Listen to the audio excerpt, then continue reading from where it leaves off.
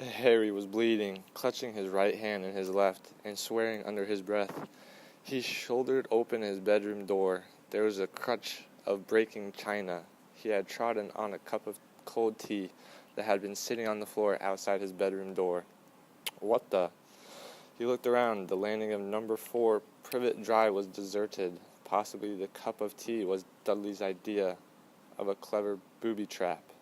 Keeping his bleeding hand elevated, Harry scraped the fragments of cup together with the other hand and threw them into the already crammed bin, just visible inside his bedroom door. Then he tramped across to the bathroom to run his finger under the tap. It was stupid, pointless, irritating beyond belief that he still had 4 days left of being unable to perform magic, but he had to admit to himself that this jagged cut in his finger would have defeated him. He had never learned how to repair wounds, and now he came to think of it. Particularly in light of his immediate plans, this seemed a serious flaw. Making a mental note to ask Hermione how it was done, he used a large wad of toilet paper to mop up as much of the tea as he could before returning to his bedroom and slamming the door behind him. Harry had spent the morning completely emptying his school trunk for the first time since he had packed it 6 years ago. At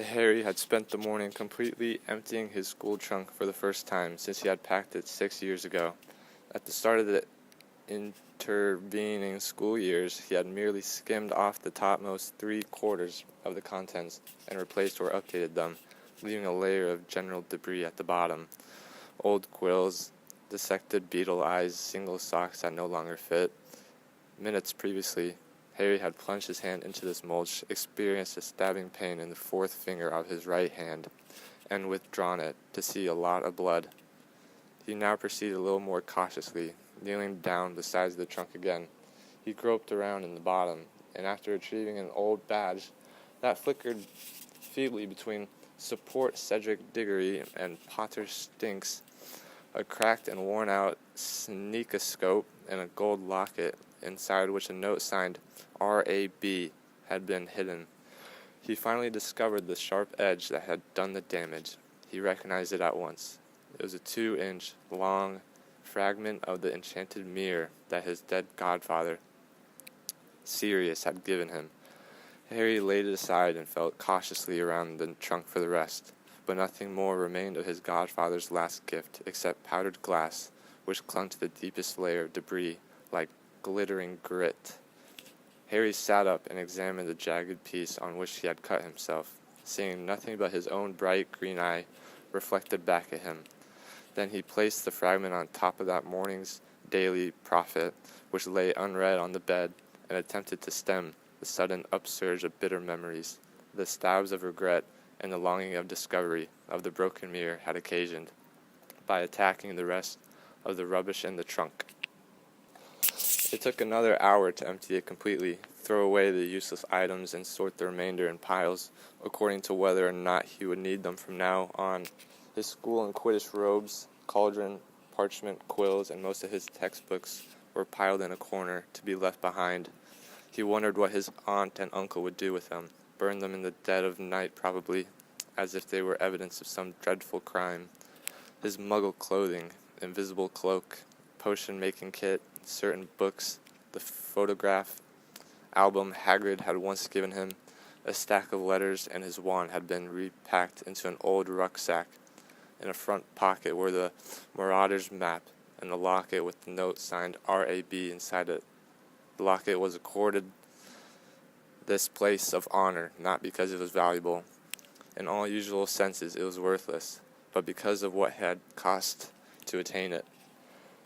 This left a sizable stack of newspapers sitting on his desk beside his snowy owl, Hedwig, one for each of the days Harry had spent at Privet Drive this summer.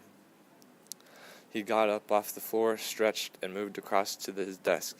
Hedwig made no movement as he began to flick through newspapers, throwing them into the rubbish pile one by one. The owl was asleep or else faking. She was angry with Harry about the limited amount of time she was allowed out of her cage at the moment. As he neared the bottom of the pile of newspapers, Harry slowed down, searching for one particular issue that he knew had arrived shortly after he had returned to Privet Drive for the summer. He remembered that there had been a small mention on the front about the resignation of Charity Burbage, the Muggle studies teacher at Hogwarts. At last he found it. Turning to page 10, he sank into his desk chair and reread the article he had been looking for. Albus Dumbledore Remembered by Alpheus Doge. I met Albus Dumbledore at the age of 11 on our first day at Hogwarts. Our mutual attraction was undoubtedly due to the fact that we both felt ourselves to be outsiders. I had contracted dragonpox shortly before arriving at school, and while I was no longer contagious, my pock-marked visage and greenish hue did not encourage many to approach me. For his part, Albus had arrived at Hogwarts under the burden of unwanted notoriety. Scarcely a year previously, his father, Percival, had been convicted of a savage and well-publicized attack upon 3 young Muggles. Albus never attempted to deny that his father, who was to praise his father's action, and assumed that Albus too was a Muggle hater. They could not have been more mistaken, as anybody who knew Albus would attest. He never revealed the remotest anti-Muggle tendency. Indeed, his determined support for Muggle rights gained him many enemies in subsequent years. In a matter of months, however, Albus's own fame had begun to eclipse that of his father. By the end of his first year, he would never again be known as the son of a Muggle hater, but as nothing more or less than the most brilliant student ever seen at the school. Those of us who were privileged to be his friends benefited from his example, not to mention his help and encouragement, with which he was always generous. He confessed to me later in life that he knew even then that his greatest pleasure lay in teaching.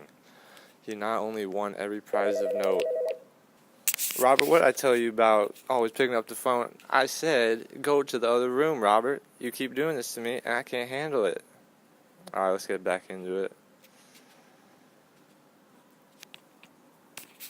He not only won every prize of note that the school offered, he was soon in regular correspondence with the most notable magical names of the day, including Nicholas Flamel, the celebrated alchemist, Bathilda Bagshot, the noted historian, and Adalbert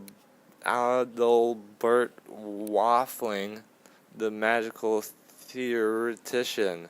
Several of his papers found their way into learned publications such as Transfiguration Today, Challenges in Charming, and The Practical Potioneer. Dumbledore's future career seemed likely to be meteoric, and that the only question that remained was when he would become Minister of Magic, though it was often predicted in later years that he was on the point of taking the job. However, he had never had ministerial ambitions. 3 years after we had started at Hogwarts, Albus's brother, Aberforth, arrived at school. They were not alike. Aberforth was never bookish, and unlike Albus, preferred to settle arguments by dueling rather than through reasoned discussion. However, it was quite wrong to suggest, as some have, that the brothers were not friends. They rubbed along as comfortably as 2 such different boys could do. In fairness to Aberforth, it must be admitted that living in Albus's shadow cannot have been an altogether comfortable experience. Being continually outshone was an occupational hazard of being his friend, and cannot have been any more pleasurable as a brother. When Albus and I left Hogwarts, we intended to take the then traditional tour of the world together, visiting and observing foreign wizards before pursuing our separate careers. However, a tragedy intervened. On the very eve of our trip, Albus's mother, Kendra, died, leaving Albus the head and sole breadwinner of the family. I postponed my departure long enough to pay my respects at Kendra's funeral, then left for what was now to be a solitary journey. With a younger brother and sister to care for, and little gold left to them, there could no longer be any question of Albus accompanying me. That was the period of our lives where we had least contact. I wrote to Albus, describing, perhaps insensitively, the wonders of my journey, from narrow escapes from chimeras in Greece to the experiments of the Egyptian alchemists. His letters told me a little of his day-to-day life, which I guessed to be frustratingly dull for such a brilliant wizard. Immersed in my own experiences, it was with honor that I heard, toward the end of my year's travels, that another tragedy had struck the Dumbledores, the death of his sister, Ariana. Though Ariana had been in poor health for a long time, the blow coming so soon after the loss of their mother had a profound effect on both of her brothers, all of those closest to Albus, and I count myself of that lucky number, agree that Ariana's death and Albus's feeling of personal responsibility for it, though of course he was guiltless, left their mark upon him forevermore. I returned home to find a young man who had experienced a much older person's suffering. Albus was more reserved than before, and much less light-hearted. To add to his misery, the loss of Ariana had led, not to a renewed closeness between Albus and Aberforth, but to an estrangement. In time this would lift. In later years they re-established, if not a close relationship, then certainly a cordial one. However, he rarely spoke of his parents or of Ariana from then on, and his friends learned not to mention them. Other quills will describe the triumphs of the following years. Dumbledore's innumerable contributions to the store of wizarding knowledge, including his discovery of the 12 uses of dragon's blood, will benefit generations to come. Robert, one more time, I swear I'm going to come up there and beat some sense into you, boy. Alright, sorry about that.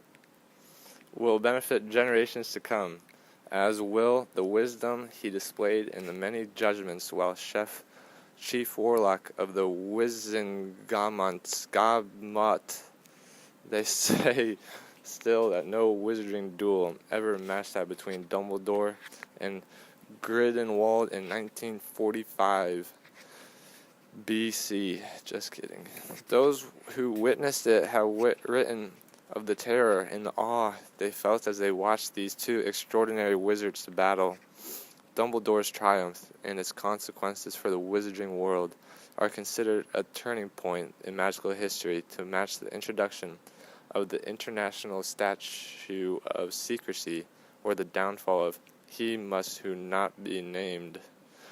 Albus Dumbledore was never proud or vain.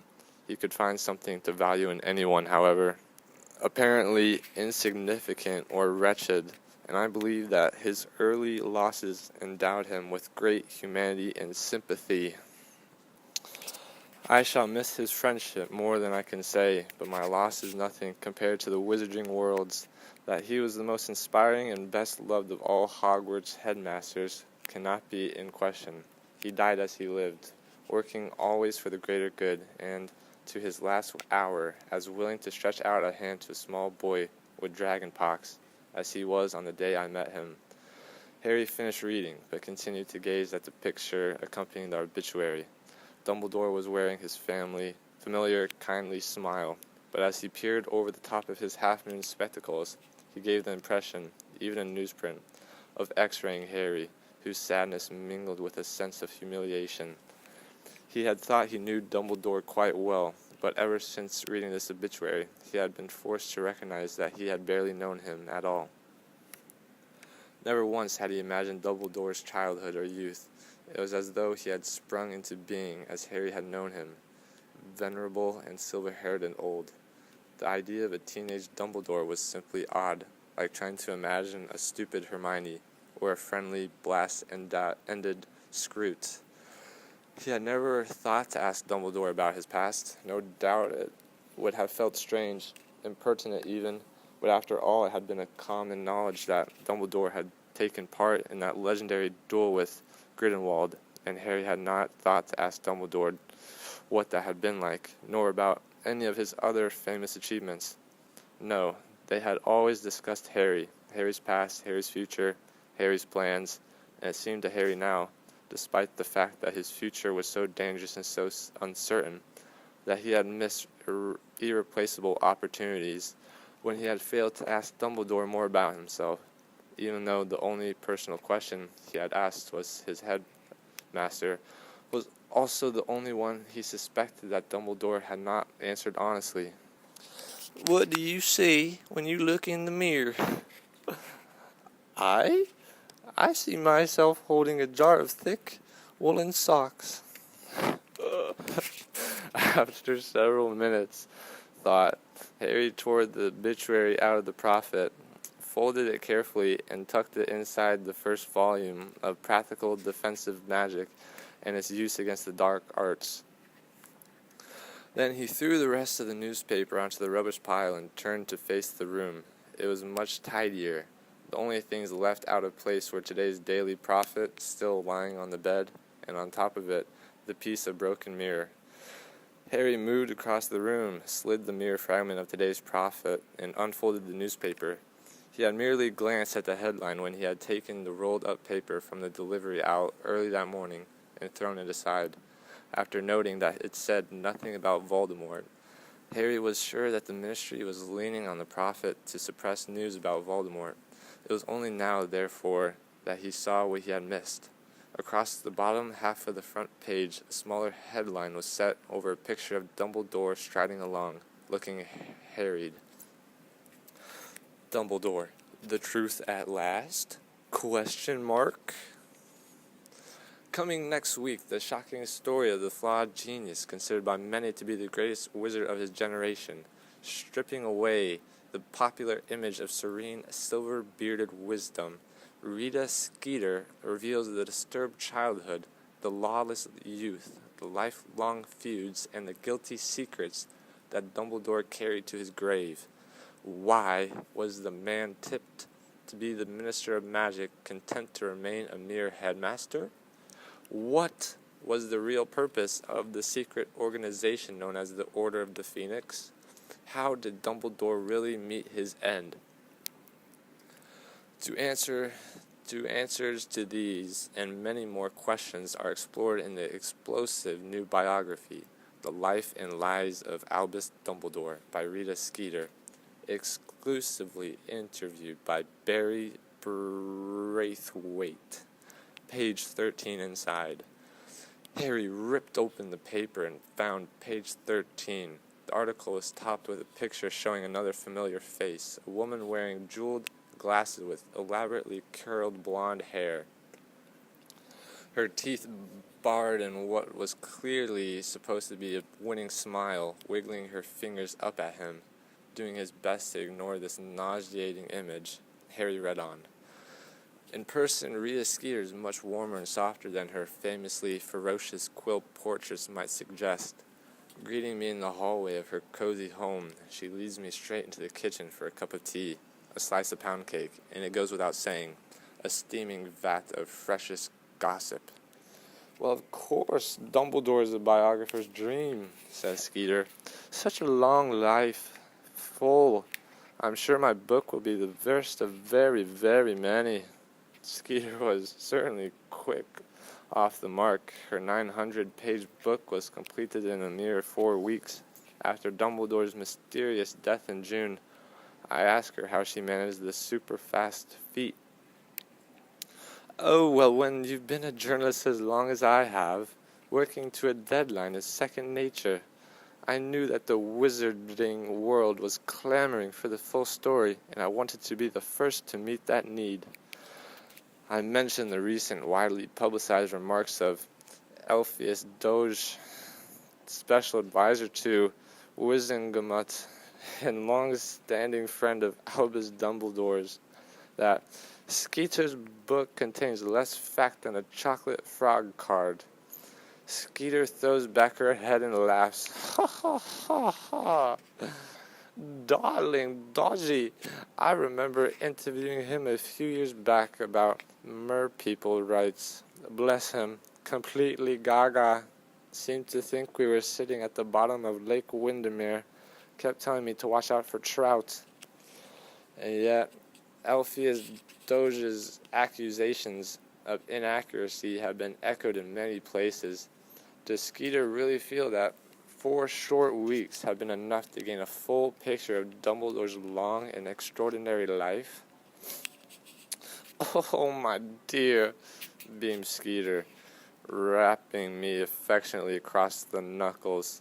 You know as well as I do how much information can be generated by a fat bag of gallons, a refusal to hear the word no, and a nice sharp quick quotes quill.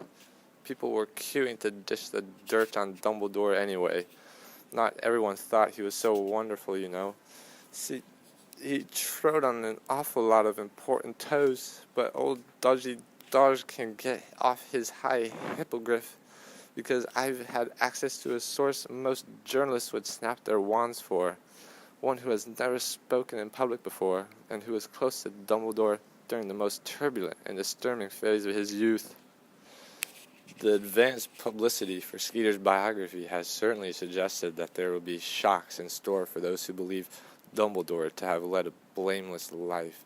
What were the biggest surprises she uncovered, I asked. Now come of it, Betty. I'm not giving away all of the highlights before anybody's bought the book, laughed Skeeter. Hee hee hee. But I promise you that anybody who still thinks Dumbledore was white as his beard is in for a rude awakening.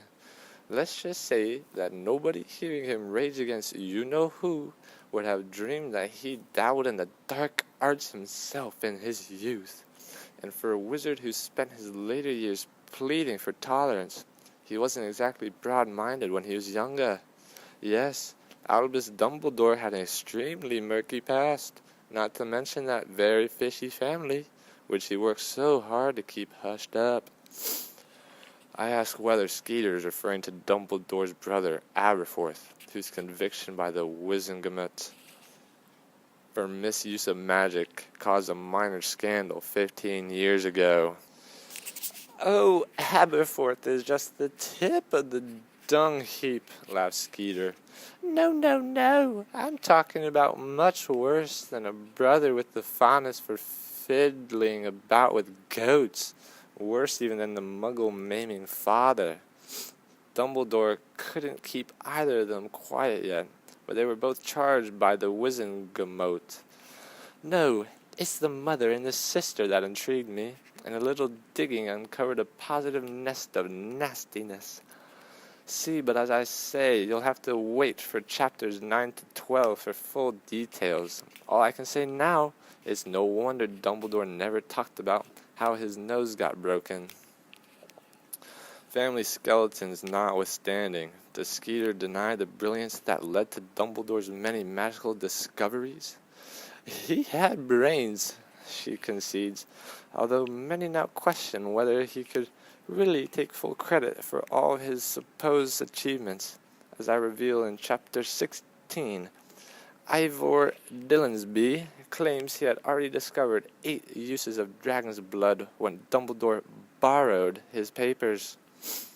But the importance of some of Dumbledore's achievements cannot, I venture, be denied. What of his famous defeat of Grindelwald?